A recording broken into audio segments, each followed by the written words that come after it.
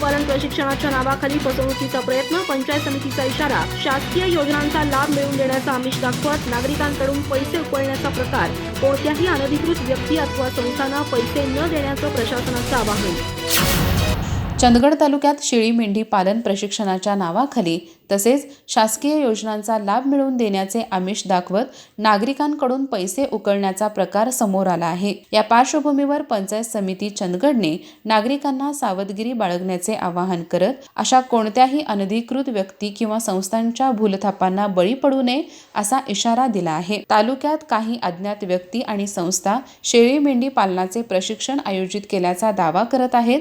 या प्रशिक्षणासाठी प्रति व्यक्ती सुमारे 1,600 रुपये शुल्क आकारले जात असून प्रशिक्षण पूर्ण झाल्यानंतर विविध शासकीय योजनांचा लाभ मिळवून दिला जाईल अशी दिशाभूल करणारी माहिती पत्रकांद्वारे नागरिकांपर्यंत पोहोचवली जात असल्याचे प्रशासनाच्या निदर्शनास आले आहे। या पत्रकांचे वितरण विविध ठिकाणी होत असल्याने नागरिकांमध्ये संभ्रमाचे वातावरण निर्माण झाले आहे। या प्रकारची गंभीर दखल घेत पंचायत समितीचे सभापती प्राध्यापक विलास नाईक यांनी स्पष्टीकरण देताना पंचायत समिती अथवा संबंधित शासकीय विभागांमार्फत सध्या अशा प्रकारचे कोणतेही शुल्क आकारून प्रशिक्षण आयोजित करण्यात येत नसल्याचे स्पष्ट केले।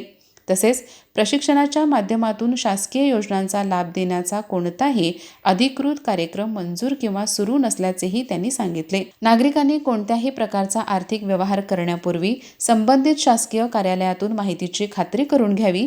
केवळ पत्रके, जाहिराती किंवा तोंडी आश्वासनावर विश्वास ठेवून कोणालाही पैसे देऊ नये असे आवाहन प्रशासनाने केले आहे। शासकीय योजनांच्या नावाखाली पैसे मागणाऱ्या अनधिकृत व्यक्ती किंवा संस्थांपासून सावध राहावे। संशयास्पद प्रकार आढळल्यास तातडीने पंचायत समिती अथवा संबंधित शासकीय विभागाला माहिती द्यावी असे आवाहन पंचायत समिती चंदगडच्या वतीने करण्यात आले आहे। अधिक माहिती आणि ताज्या घडामोडींसाठी आजच आमचे चॅनल सबस्क्राइब करा।